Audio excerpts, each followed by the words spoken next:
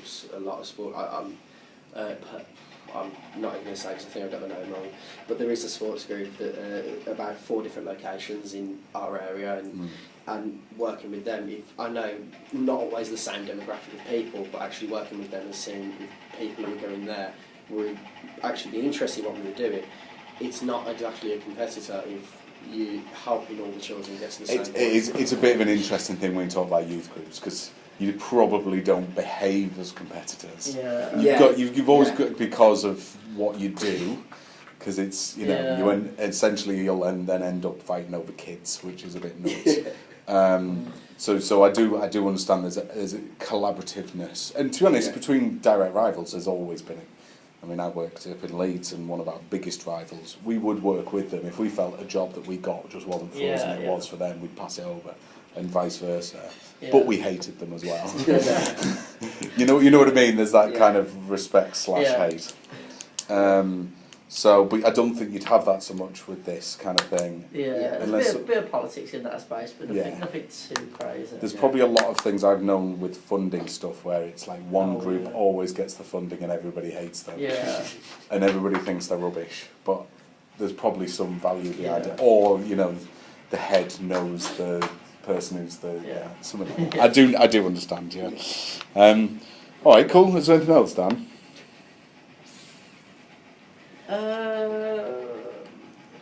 You mentioned the Bitly link. What's the benefits of that? Basically allows you to track the click-throughs, so how many people are clicking that link, and then you know that link specifically for that area is working better than, say, other ones. So say if there'll be a specific Bitly link for the school and a specific Bitly link for the e-leaflet going on Twitter and Facebook, so which one's actually working better than the other one, so that's when you know you need to, like I said, improve or enforce or grow in whatever way that you need to do, actually help that get more engagement and attraction. It's shorter and it fits on Twitter as well, isn't it? Yeah.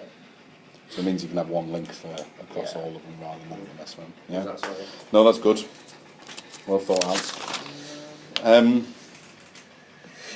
You good? Yeah. Right, we'll go scene. You can relax reasonably now. I'm going to keep this on now. I think it was okay. I mean, for me, I'm just glad to have some work in. But otherwise, I think you've made a conscious effort. I think you have made some fundamental mistakes, which is on presentation for me, get excited about it, get your content idea, get your creative ideas in there, because this was an opportunity to be creative. I'd really like, because the bit that I engage most with, and this might be because I'm more of a content creator than a strategic person, so I'm just sort of going on that, and because I'll get to the good bits in a second, is the for me, I got excited about that blog reel. I'd like to have talked about that. Why is that good? Because content is king. And people are going to engage in here. And with the fourth wall, you've actually got an opportunity to create some pretty cracking content that people can really engage with. And I would have liked to have seen that as part of your strategy, because content and strategy should they say, it's chicken and egg kind of thing, and they should kind of work together. That you should, and maybe you'll get the content idea first and then develop strategy. You might get the strategy, which you've had there, so let's start developing some content. So you could sort of say, I want to do a lot of video. Every workshop I go down, I'll make sure I've got signed off. I want to get videos. I want to do Snapchat videos or whatever else, little small videos that I'm going to put out. Or every single one, I'm going to interview 3 kids. And I'm going to ask them one question. What did you think of today? What did you think of today?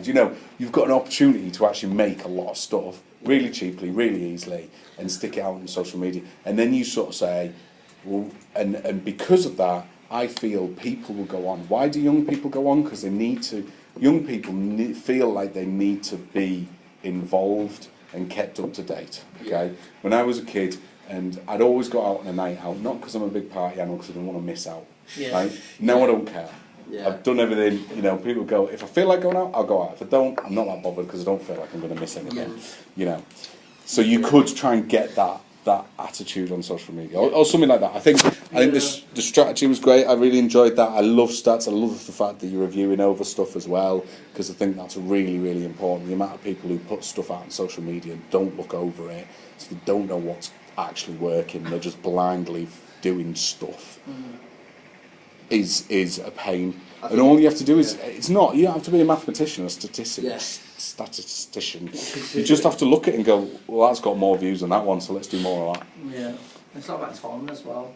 Yeah. We've looked at a lot of that about when's the best time to send out, put content out, and Facebook versus Twitter and this and the other. So Yeah, I think I did. I looked at it very strategically when, like, I think the content. I think with what we've worked on, with content in terms of marketing, we have done some quite interesting. We did try and play around with Snapchat once, but that just went a bit. It was a bit tough to work with. But yeah, I think I did look at it a bit too strategically. But that's yeah, we'll take that. I mean, it don't have to, it was Snapchat style videos. But that yeah, go out on yeah. Facebook. yeah, there's a lot of content out there that can be used. So. But I think you're very quick delivering it. Slow down, take some time. Yeah. But I think you're taking time to think about it. Prepare a little bit beforehand. You know, have a read over what you're going to do so you know what you're going into. Sometimes a PowerPoint in terms of that is literally, sometimes a PowerPoint is more for the presenter than it is for the audience. So the presenter can just look up and go, oh yeah, that's what I'm talking about. Yeah. Everybody forgets stuff. Do you know what I mean? And if you do forget, don't panic. You don't need to necessarily apologise. Just take a moment and just have a look. If you watch some of the great speakers, they always stop talking. They don't keep this constant stream. Yeah. But otherwise, I think, you know, it's good. Don't worry, Ryan. It's a great starting point. Cool. You didn't not deliver it or buckle, you know, which you'd be surprised how many people do that. So. I think I kind of at the start. It's like when we did the guided discussions, kind of choked a bit at the start, and then I got into it as well. It's like having a camera or recording device in front of me. It's a nightmare. But it's, I mean, it's pretty unintrusive. I tried to Oh, keep yeah. it. Yeah. What do you think, anyway, Dan? Yeah. Yeah, I think there's good stuff in there. I think for me personally, I like detail. So like that's why I was asking the question. Yeah. Like, you know, who are you targeting? Tell me. Is it 11 to 18, white, working class, Northfield area, probably has low disposable income. That's what I like to hear. Telling me about the scheduling tools you're going to use. Telling me what a follow on spree means. That kind of stuff. Just I think just next time should be as specific as possible. If you're not going to get down marked for giving more detail. Yeah. And be confident with it. Don't mention two. Just say, I'm going to use this because I feel it's the best way that I can do the job. This is just a piece of advice, just general professional advice. If you are suggesting something to a boss, just tell them what you're going to use, why you're going to use it, and how it means that you can do a better job because you're using it, especially if it costs money. Yeah. Yeah. Because if it costs money, then at least you're putting decent. But if you give them two options, There's like no Hootsuite and TweetDeck, I'd have just literally gone, I'm going to do TweetDeck because I like its feed, and I'm going to use the publishing tools on Facebook because they do work and they're very good. And the other thing that I would suggest in terms of the phases, see the phases as achieving specific aims as opposed to just being progression on previous step. So for example, if you look at like the sales funnel, which I know you've looked at, Yeah. you know, is phase one about raising engagement? Is phase two about getting further to that close? You know, is each stage taking you further and further and further to you actually getting closing that sale, as it were? Okay. It's a little bit different with something like forethought because it's not well, it's not. Yeah, it's a different setup, but I would just see each one as a progression on getting that close to that sale. And I mean, and you can put numbers on it. Like it'd be nice to know what the numbers are at the moment. Yeah. So how many? I don't know. Like how many likes does Facebook have? Because then you could have said by the first phase, if there's 10 likes, I'd like to increase it by 10%. That's only one more like. You know, that's achievable. Yeah. I was just going to say, is there a module on KPIs and things like that? Not really. They all have about KPIs, which is why I sort of mentioned on here what your actual genuine time, like when we were doing the thing, what your genuine time. I think that would be useful, just discussing that. I think it's something that you guys can progress Yeah, onto. exactly, For me in the training, we've hit a milestone, which is great, and that kind of thing. How do you feel you did? Like I said, I think at the start I got a bit.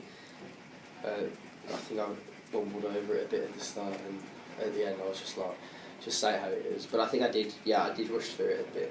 As much as I knew what I was talking about, you know, what I had here, I knew what I was talking about, and then I think I just kind of bumbled over it and, like you said, didn't explain enough, because I think just having that in front of me, if I'm talking to you, I'd just talk all day about everything, which is, when it comes down to trying to explain something, so yeah.